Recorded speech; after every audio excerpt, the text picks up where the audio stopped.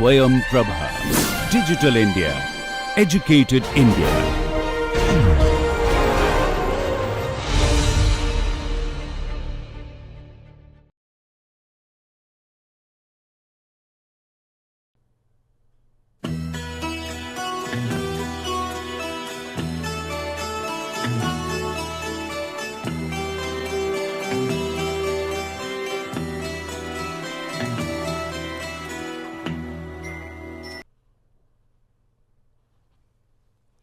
So, last time we have considered the theory of flat plate collectors, particularly the liquid heaters, which will consist of an absorber with tubes attached at the bottom. Subsequently, we have shown that the temperature distributions in the direction of x, a constant over the region of the tube and with a maximum at the middle of the plate in between the two tubes. This is temperature axis, this is the x axis. Similarly, if we want to have temperature at any fixed x, it changes with respect to y, fixed x, and this is T. This may be in general T anywhere on the plate, and the corresponding fluid temperature will be a bit lower than that, depending upon how efficient the heat transfer mechanism is. Then we have gone through the analysis considering a repetitive element of a tube and half a plate on either side, with the distance being W. Let me draw it bigger. There may be an inside diameter d I and outside diameter d. This is the repetitive element, and this distance is W minus d by 2 if the diameter is d, and this is at a temperature of T b, and this is bonded by soldering or welding to the tube. We have subsequently considered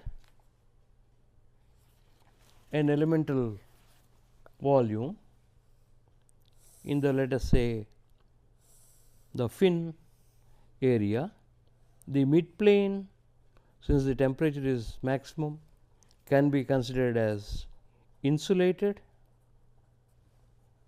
with the element being shown of elemental length delta x.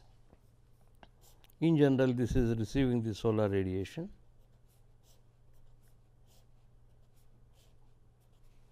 and it will be losing also heat by a loss coefficient times T p function of x minus T a. This p is unnecessary, it is a function of this, and the thickness of this is delta, not to be confused with the declination. They do not appear at any time the same time.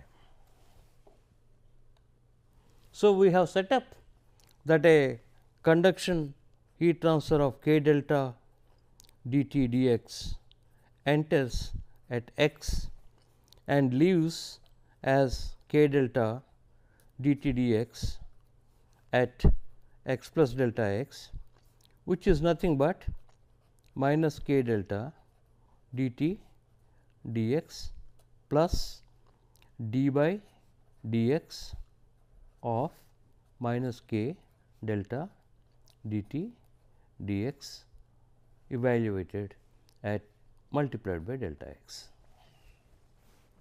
In the limit, we made an energy balance of the incoming radiation delta x, and then a loss UL times delta x into T function of x minus T A plus minus k delta dt dx at x should be equal to minus k delta dt dx evaluated at x plus delta x. So, this is written as a balance equation. Incoming radiation is the absorbed energy multiplied by delta x and a unit length perpendicular to the plane of the paper minus the losses over the same area, and what enters is minus k delta dt dx, and what finally goes out is minus k delta dt dx at x plus delta x. This quantity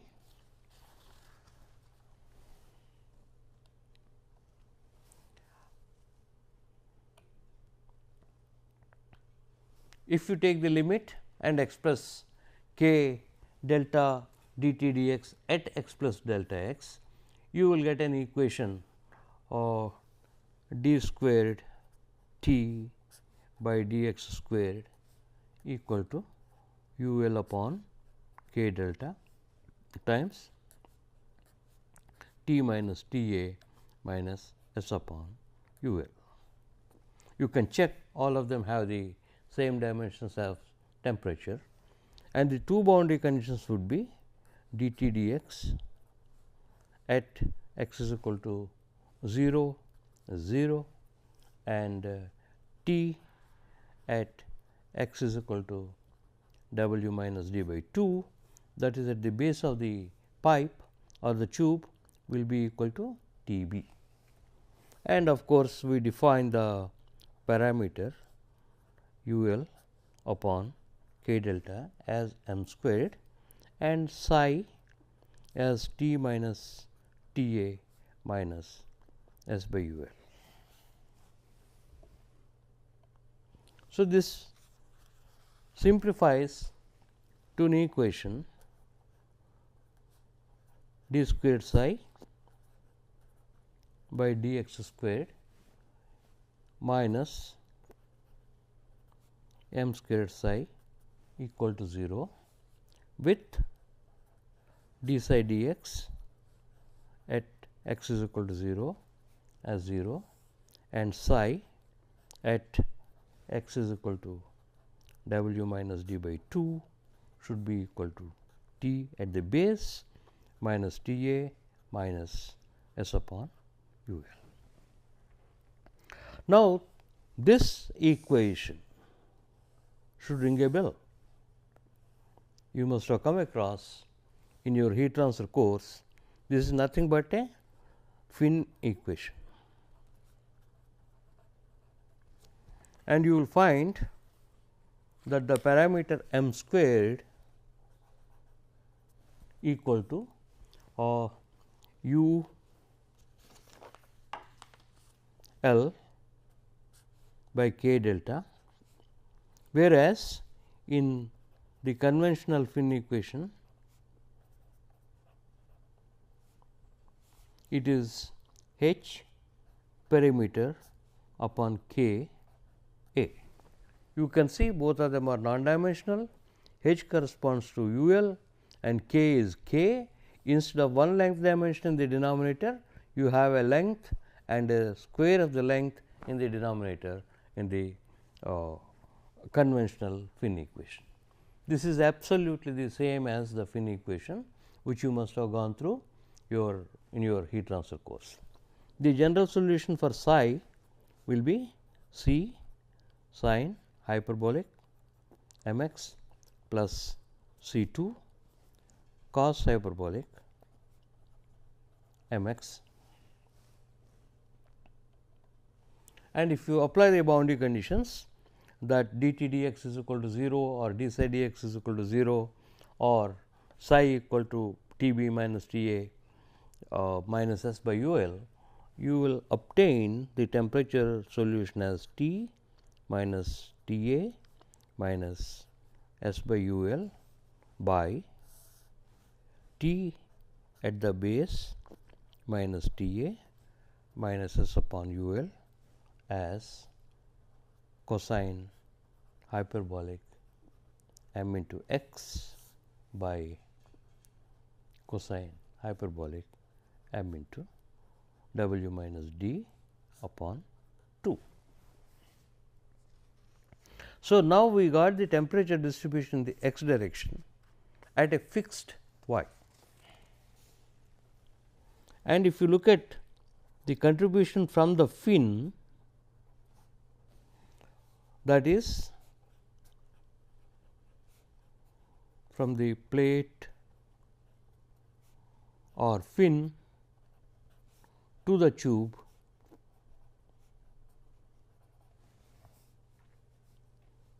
should be equal to 2 times minus k delta multiplied by a unit length perpendicular to the plane of the board or paper, evaluated at x is equal to W minus D upon 2, and this 2 comes from, there are 2 halves, 1 plus 1, that becomes 2. So, that if you evaluate, you will have a W minus D times S minus U L times T B minus T A multiplied by tan hyperbolic m into W minus D upon 2 whole thing by m into W minus D upon 2.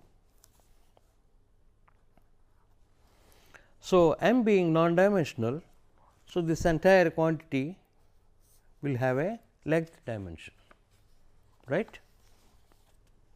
So, this can be rewritten as W minus D times F times S minus U L into T B minus T A. Now, you will find that F is tan hyperbolic m times W minus D by 2 upon m into W minus D by 2.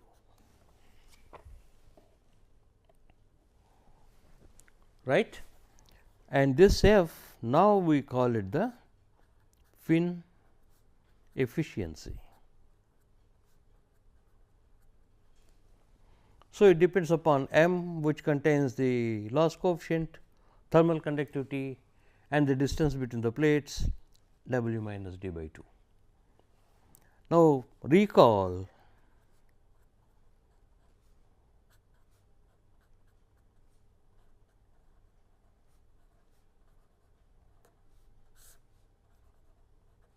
if there is a length of fin of length L, the fin efficiency is defined by tan h m L upon m L for a certain boundary condition of negligible heat transfer from the tip, F is equal to tan h m L by m L, which is exactly similar to what we got for the fin and tube type of absorber.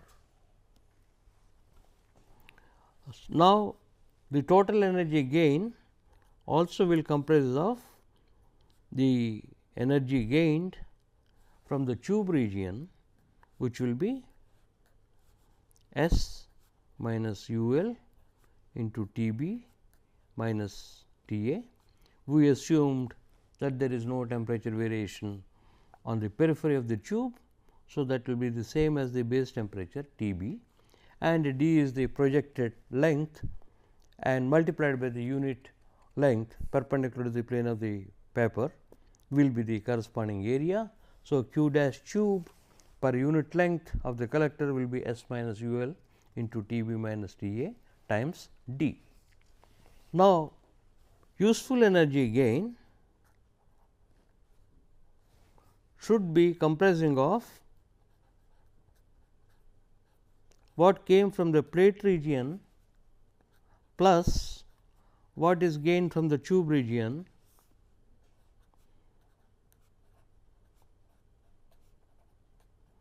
which when combined will give me nothing but W minus d times F plus d times S minus U L times T b minus T a.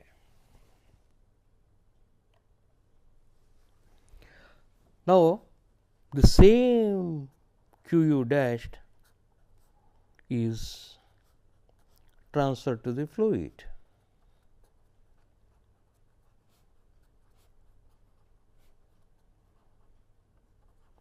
So, T b if it is the tube temperature and T f is the fluid temperature, my Q u dashed should be transferred with a potential of temperature difference of T b minus T f upon the convective resistance pi d I H f I plus a resistance due to bonding between the tube and the plate.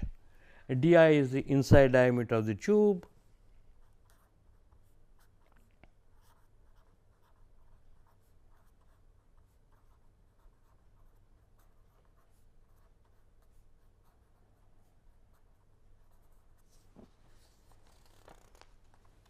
and H f I is the heat transfer coefficient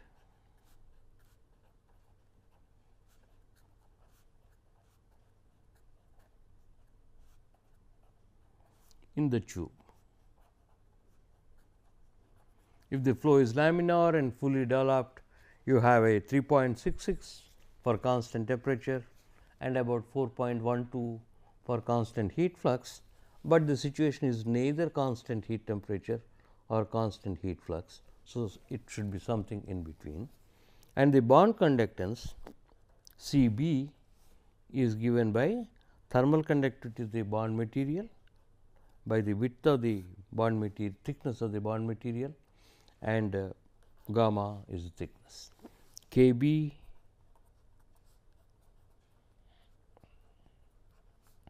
thermal conductivity of the bond material, and B is the width and gamma is the thickness. Once again, this gamma is not to be confused with the azimuthal angle. Of course, they do not appear side by side simultaneously. Now, let me explain a little bit about this width and the thickness. If this is the tube and I may put it like this, which may be equal to the diameter or it may be less than the diameter. So, this is my sort of width B, may or may be less than diameter or greater than diameter, and the thickness, one way to define it is make an equivalent material, this thickness will be gamma. In other words, if you have used a certain amount of material over a width of B with varying thickness depending upon the contour of the tube, it may be equivalent to the same material of width B and thickness gamma. So, we equivalently evaluate the bond resistance by this method. So, if we equate Q u dashed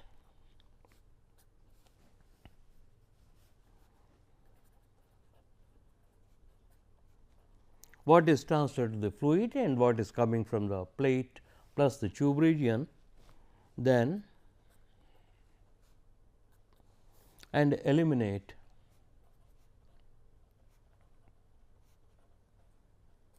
T b, we do not want to have T b.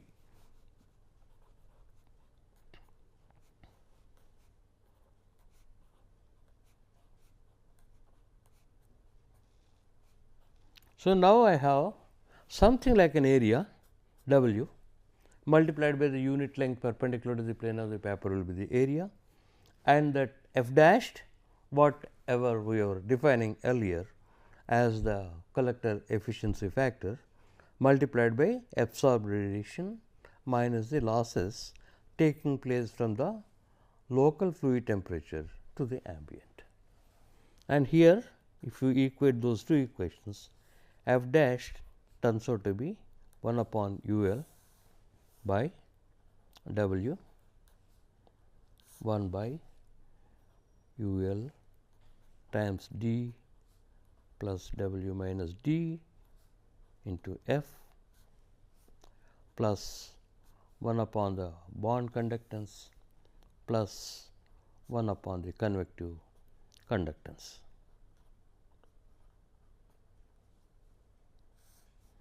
Now, you will find f dash brings in geometry by W, W minus D, etc. And through F, it is the material plus the heat transfer coefficients. C B, how good the bond is,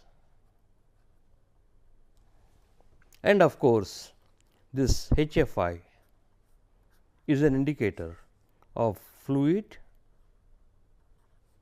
and laminar, generally laminar or turbulent flow, or at times we may do something to enhance the heat transfer coefficient inside. So, that this pi d I HFI will be large and 1 by pi d I HFI will be small. The resistance due to convection will be small.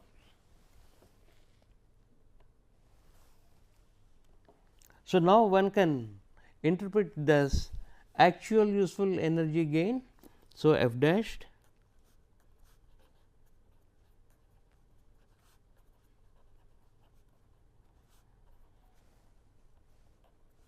by energy gain if the collector is at local fluid temperature.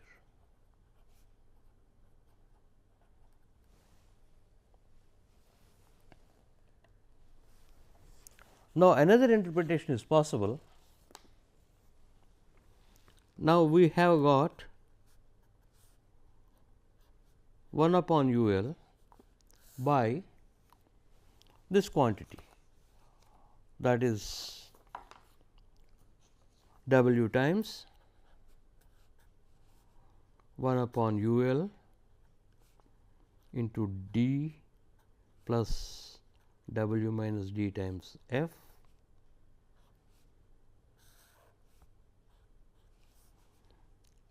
plus 1 upon C B plus 1 by pi d I H F I.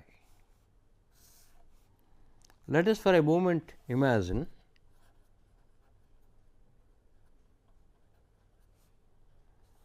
F is equal to 1. It is a 100% fin efficiency, and C B is bond conductance very high. So, that 1 by C B tends to 0. Similarly, 1 by pi d I H F I also goes to 0. If you have a very large heat transfer coefficient, the convective resistance will be negligible. So, my f dashed tends to 1. So, this term is 0, U L into I think this should be W.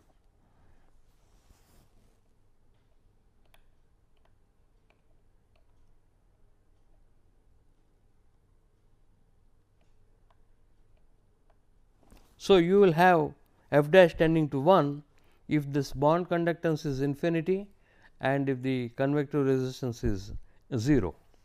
So, this UL gets cancelled and f dash will turn out to be equal to 1, or one can write down 1 upon UL divided by 1 upon U naught, which can be rewritten as U naught upon UL. This is resistance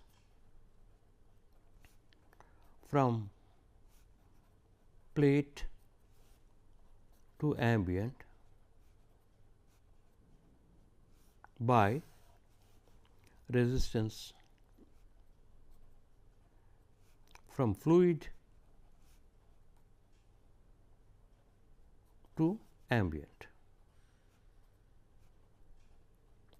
So, f dash is not only the actual energy gain upon the possible energy gain if the entire collector had been at the local fluid temperature, but it also can be defined as the resistance from plate to the ambient to the resistance from fluid to the ambient. So, now we got out of the two one dimensional equations, temperature distribution along the x direction has been obtained. From that, the fin efficiency comes into the picture, which will tell you whether these tubes are pretty close to each other or far off. So, that my fin efficiency will be lower because W minus D will be larger. And of course, the material comes into the picture, the thermal conductivity, and finally, the energy transfer to the fluid will take into account the heat transfer coefficient H f I. So, at a particular y, fixed y, we know how the temperature varies on the plate in the solar collector. Now, we will go for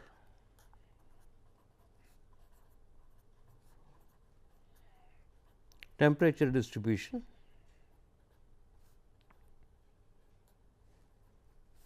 in the flow direction.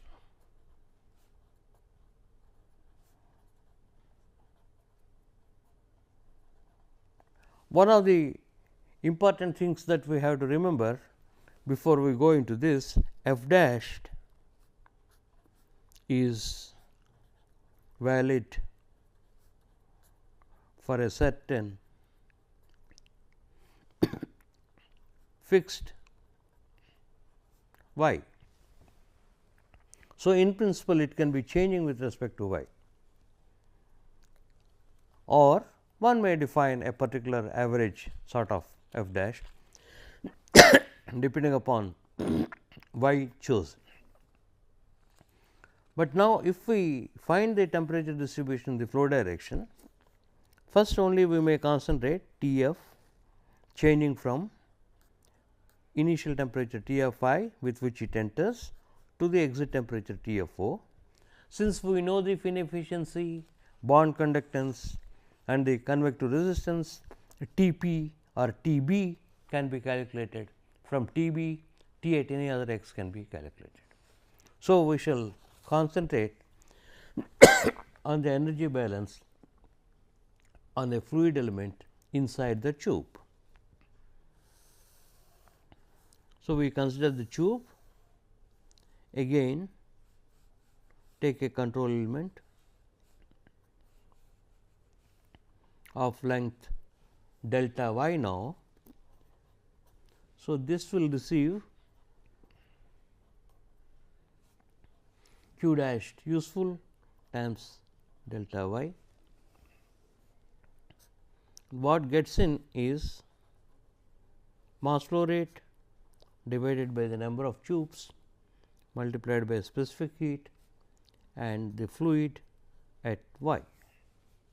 What gets out is m dot by n C p and T f at y plus delta y, and this is the delta y elemental length in the direction of the flow. inside the tube. So, it is receiving a q dash useful times delta y, and energy at any particular y, if it is entering at the temperature of T f, the temperature is, one can imagine, to have been augmented to T f at y plus delta y, indicating the energy gain from the solar energy.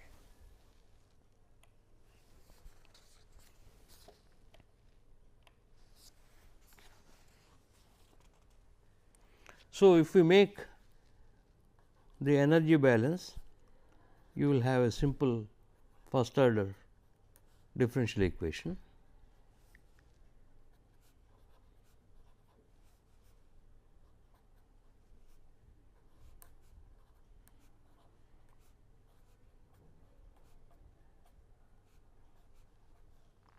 We have used the Q u equation, and we also have used T f at y plus delta y will be T f at y plus T T f by d y times delta y in writing the balance.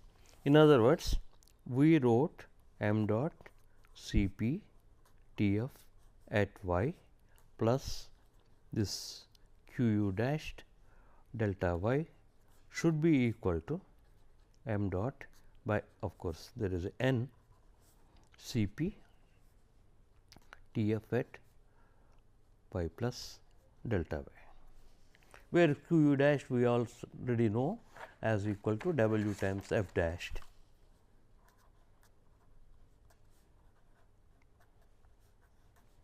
S minus u l into T f minus T a. So, this we know, if we substitute in that equation, we have the first order equation m dot C p, again let me repeat,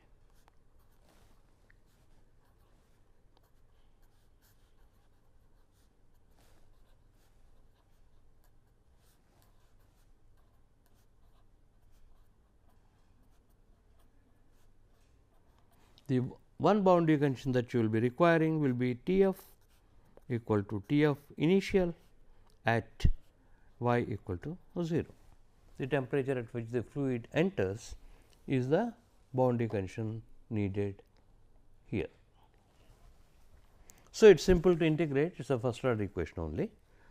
So, you can, and T a and S are assumed to be constant along with your U l, T minus T a minus S upon U l by T f I minus T a minus S upon U l will be exponentially decaying U l n W f dashed y by m dot C p. Okay. So, the temperature, as a matter of fact, it is T f. So, T f changes according to y depending upon the overall loss coefficient, spacing, number of tubes and the mass flow rate. M dot by n is nothing but the mass flow rate per tube and the C p. So, if I want to estimate my exit temperature, T f o is nothing but T f at y equal to L. If L is the length of the solar collector tube, then at y is equal to L, T f will be the exit temperature T f o. So, that is given by T f o minus T a minus S upon U l upon T f I minus T a minus S upon U l should be equal to e to the power minus A c U l f dashed upon m dot C p. A c you will realize is nothing but n W into L. If L is the length of the tube and W is the width times n, that will be the total collector area. Now, you may have this A c by m dot is nothing but in the denominator m dot by AC. So, you may have m dot by AC the flow rate per unit area. Some books may write it like that, a G instead of AC in the numerator and m dot in the denominator. So, now what do I have? I know how the fluid temperature varies from inlet to the outlet, and I can estimate the outlet temperature, and we have already found the variation in the x direction through the fin concept.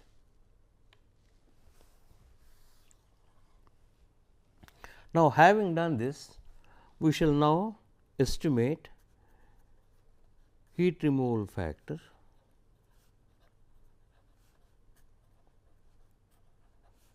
FR, and to one more factor, the so called flow factor. You again remember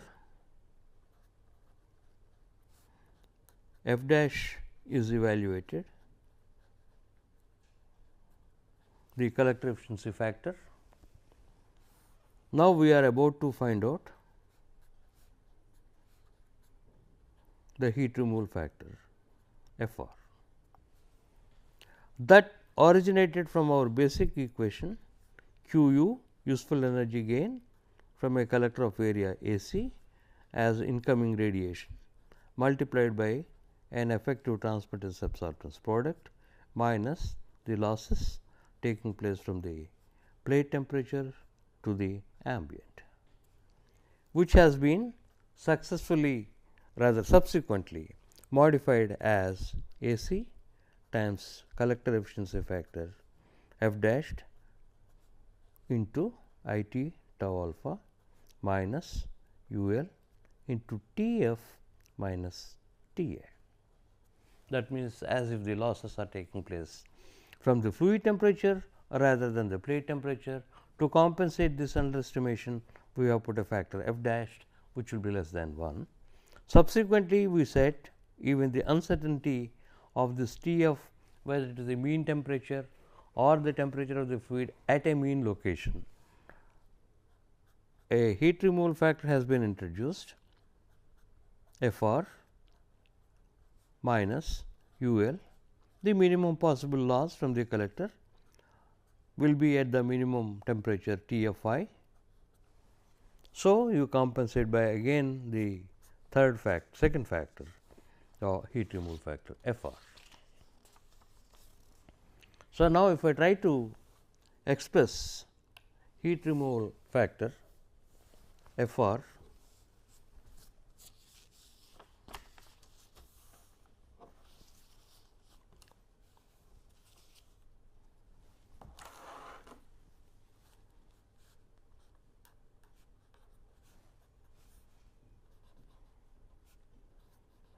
irrespective of collector energy gain equation, the actual energy gain by the collector is truly mass flow rate multiplied by the specific heat multiplied by temperature difference between the exit and the inlet upon the energy gain if the entire collector had been at the inlet temperature of the fluid minus T A. In other words, this is a maximum possible energy gain by a collector compared to the actual one m dot Cp into TFO minus TFI. So, this can be rewritten as m dot Cp by AC times UL or TFO minus TFI to bring it to the standard form S by UL minus TFI minus TA. So, this can be again rewritten, it is a simple algebra, but so add and subtract T A minus S upon U L minus T F I minus T A minus S upon U L, because we know that ratio. That is exactly the reason why we are trying to express in this fashion upon A C U L times S upon U L minus T F I minus T A. Okay.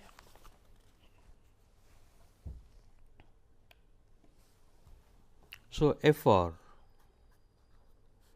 will be, if I take out the common, m dot C P by A C U L times 1 minus S by U L minus T F O minus T A by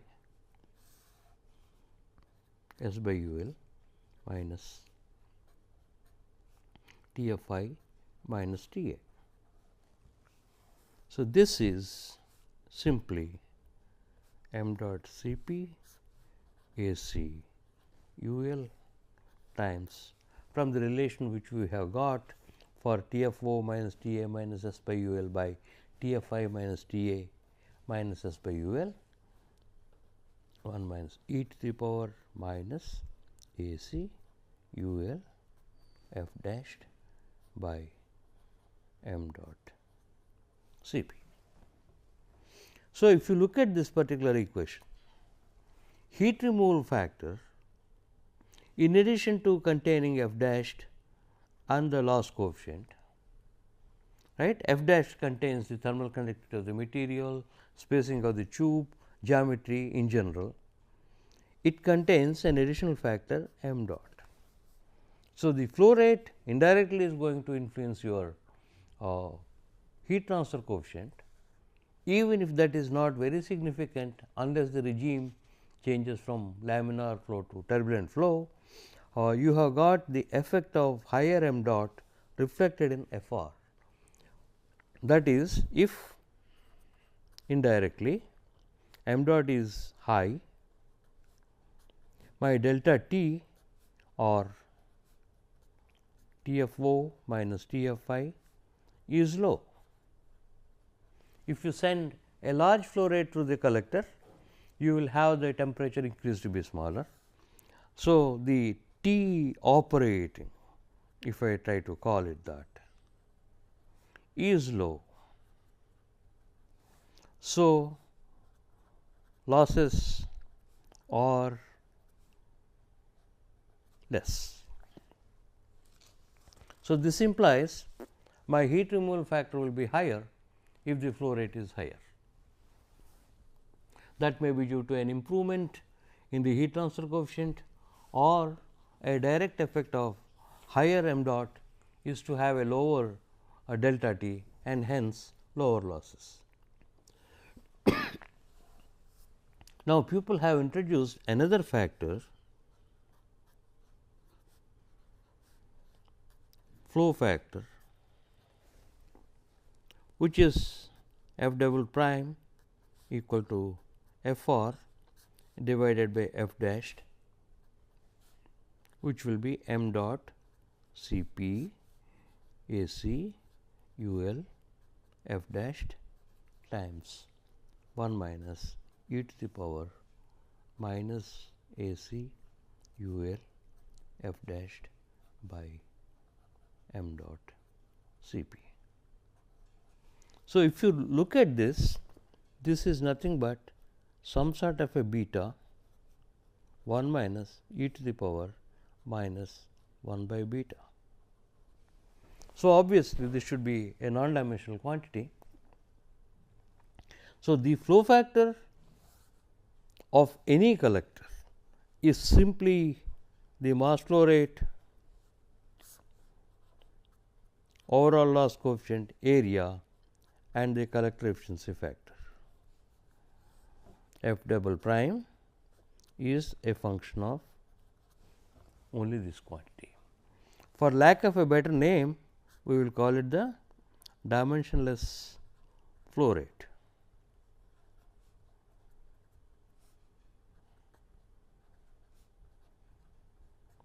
So, the flow factor is a sort of non-dimensional flow rate function.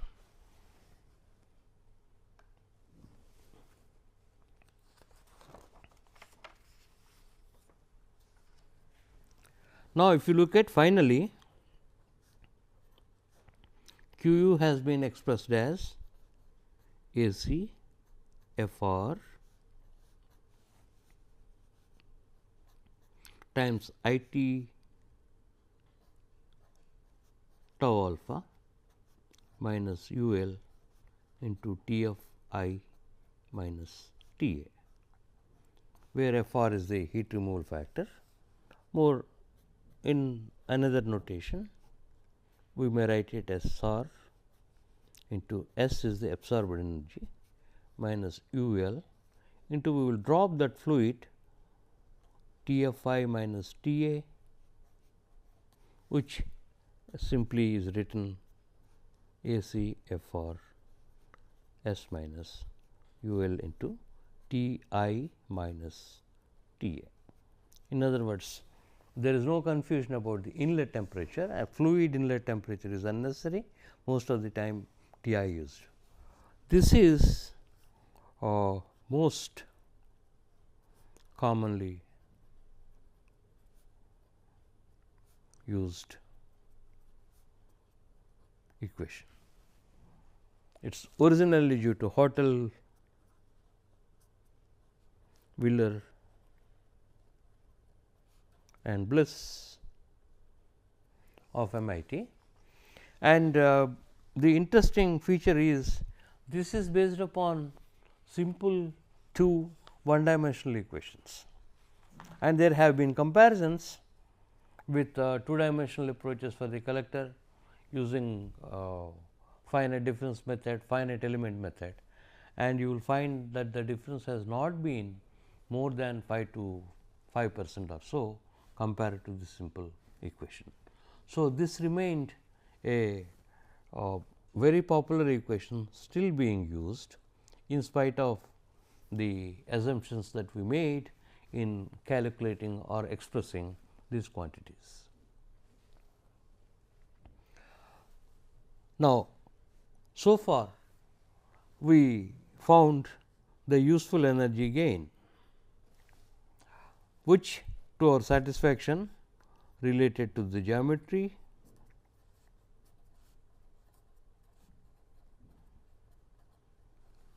meteorological data,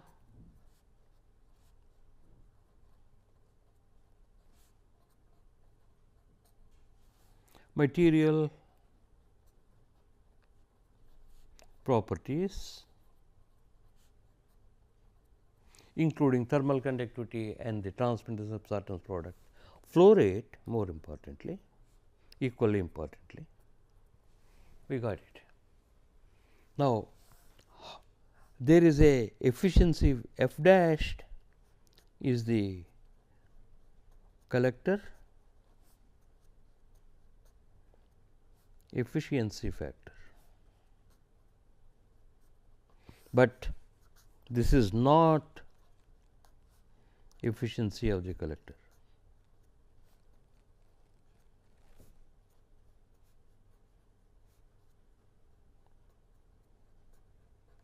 Okay.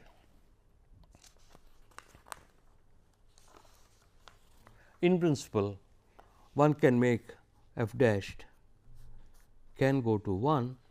For example, if I have tube to tube, a large number of tubes, this F dash will tend to 1, or for let us say air heating collector, this may be only a duct with the flow perpendicular to the plane of the paper, and here also the fin efficiency is 1, F dashed sorry, this will be fin efficiency equal to 1. Consequently, your F dashed also will be higher. So, this is only to emphasize that your collector efficiency factor is not an efficiency. So, we will try to find out what is the efficiency of the collector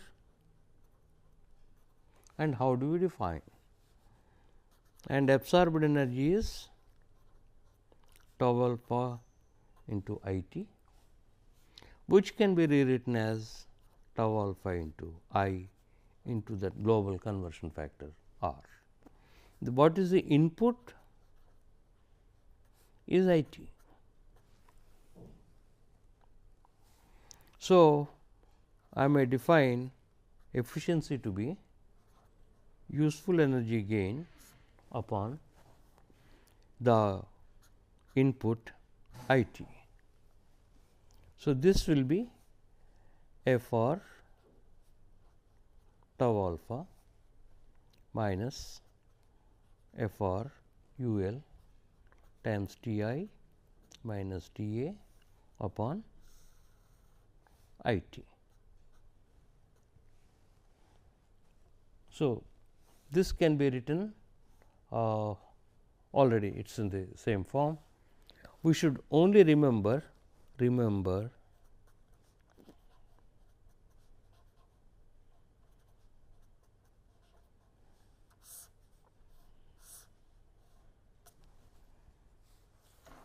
in calculation of efficiency also,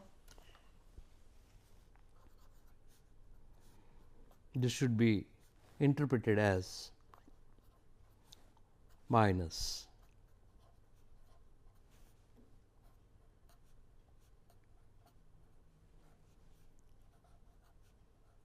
that hidden time factor comes into the picture depending upon the time. This is for joules per meter square during delta t. Otherwise, this will be watts per meter square, this will be joules per meter square integrated over a time delta t. So, this is one mistake that is commonly done, do not do that.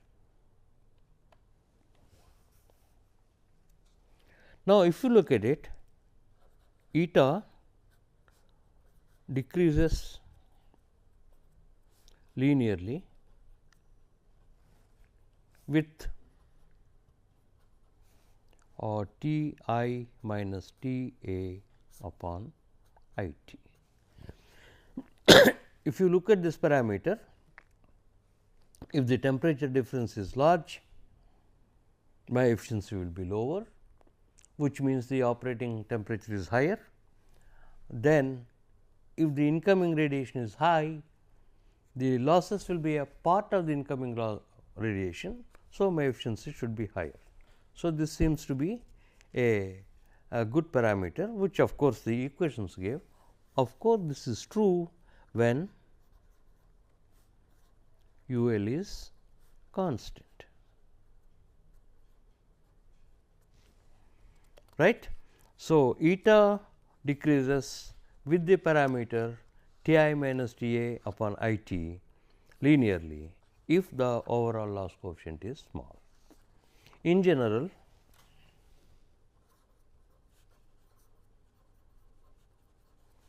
by experiments find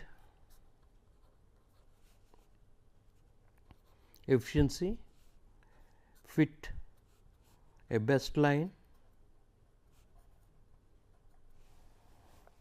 a linear variation, and not bother much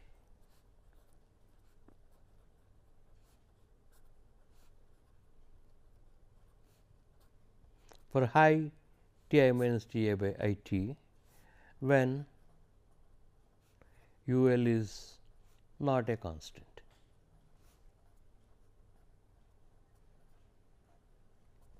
So, we assume that the collector will be operating at reasonable values of T I minus T a upon I t. One can have an idea of the numbers when we solve some exercises, and you do not go to a very large value of T I by T a by I t. So, that variation of U L makes the efficiency variation nonlinear, not because of you are afraid of the nonlinearity, but the efficiency will be low, consequently effectiveness of the solar collector will be small.